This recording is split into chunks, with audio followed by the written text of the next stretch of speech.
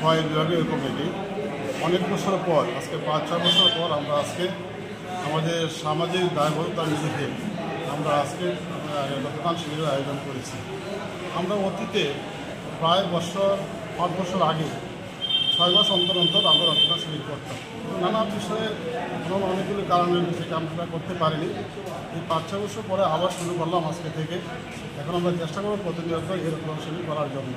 আমরা চাই সমাজের প্রত্যেকটা মানুষ যাতে রক্তহীনতা না ভোগে, প্রয়োজনে যারা রক্ত পান সেই চেষ্টাটা আমরা করব। সামাজিকভাবে এই প্রচারটা নিয়ে যাওয়ার জন্য আমরা চেষ্টা করব, সবাই মিলে যাতে এই রক্তের ঘাটতি আমরা পূরণ করতে পারি। কতজন আজকে রক্তদান করছেন? আজকে 25 জন।